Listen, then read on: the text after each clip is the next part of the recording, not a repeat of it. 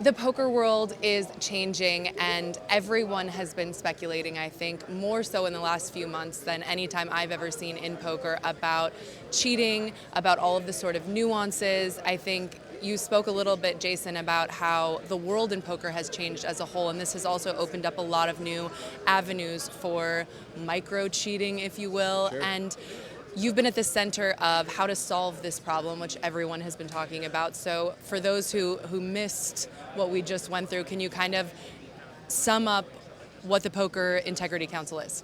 Yep, so it is an alliance between a bunch of the big guys over here, the members, and voting council. So we're getting high integrity poker players who are very well versed in game theory, and like I said, guys that can be trusted, and we're all getting together and we're doing independent review of anonymous hand histories, and we're coming together to say, hey, is this person cheating in one way or the other?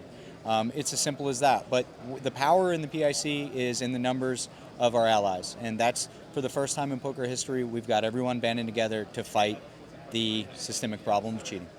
It's so interesting because I think as a poker industry, I've seen several times, say we go to, let's have Phil Galfond rule in on this, or let's, as an industry, we say, okay, we're going to let a third party jump in who has an insight into what's going on. And at the highest levels, I think a lot of people are not really equipped to see this type of thing or to really be able to rule on it. So can you talk a little bit about who some of the members are and really what's in it for them to participate, because this is clearly going to be time consuming? Yep, so all of us have come up in an age prior to solvers, and solvers in some ways, like for an example like me, they took me from a good player and turned me into a great player. So I have nothing but love for the advancement of study tools. But the problem with them is they've been weaponized.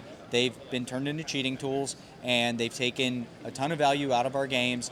And a lot of people have kind of been cheating with these tools with no regard of punishment, because they're like, well, if I get banned, I'll either sneak on the site onto another account until they ban me again, or I'll just go play live poker. But now there's an actual punishment. Hey, you cheat and we catch you, you're going to be banned from all the major stops. It's really interesting because I think even when we saw with Mike Postle, for example, Joey Ingram just going through hand by hand by hand, this is why this doesn't make sense, this is why this is crazy. It was one of the first times, I think, for a lot of regular poker players that we were able to see, okay, if you spend a lot of time, if you dig in, you can show why mathematically this is totally unreasonable. Exactly. But for you guys, it's extremely time consuming. Joey said it made him basically crazy by the end of the whole thing. So how are you guys going to even just tackle the workload? Sure. So, the first thing is, you're saying this is subjective. This is, unless we catch a person who's just like blatantly colluding, you catch a guy with a buzzer on his leg playing blackjack or whatever, then all of this stuff is subjective. But what we're doing is we're going to continue to expand our voting council, and all of us are going to use our expertise, like I said, independently of one another, and we're going to solve these problems the best ways that we can individually, and then we're going to get together as a collective kind of hive mind and vote, and and if we all align, or the majority aligns, then people are going to face the punishment. Now, that being said, this is extremely time consuming, and it's something that all of these guys, since they came up pre-cheat, or at least pre-weapons like this, we're very passionate about stopping. So Seth and Nick Petrangelo, Chewy, and Fedor, we all played online poker whenever it was a bit more pure than it is now. And we feel, as all of us being somewhat later in our career, which is kind of funny because I know we're all in our 30s. Fedor is still like 17 somehow. We still feel like, hey, we want to give back to this game. We want to clean it up and give the younger generation a chance to win, because if they're facing nonstop cheating, they're just not going to be able to win. And you mentioned that you guys are also, it's not just, do something wrong, blacklisted for life, that there's going to be, a series of sort of steps of slapping on the wrist, that there's going to be, the gravity of each situation will be judged specifically on that situation. Yeah, so we understand that a blacklist effectively takes a tournament poker player's living and eventually a cash game poker player's living, because we're working to expand this with casinos, potentially Nevada blacklist and world blacklist at one point.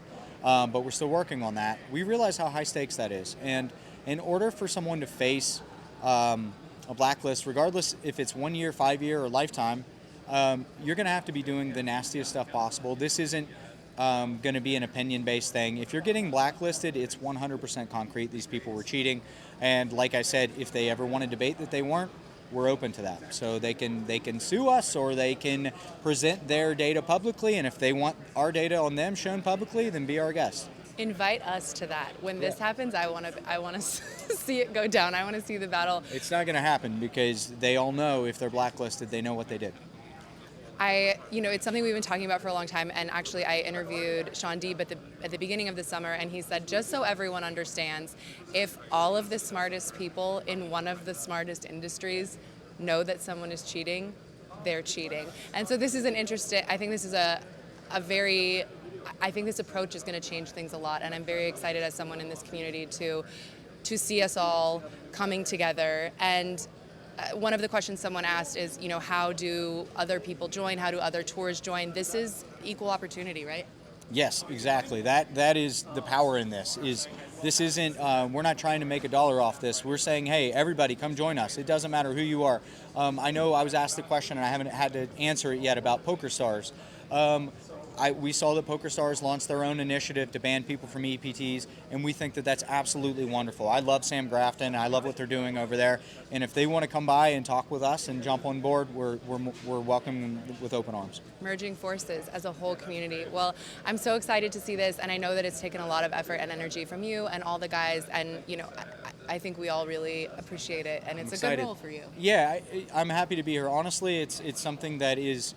The responsibility is handed out to all of the voting members and all of our allies. This isn't just my thing. We're all getting together to try to make this world a little safer and a little more welcoming to the amateur and beginning pro. Amen, brother. All right, thank you guys so much. You're with us here on PokerNews.com.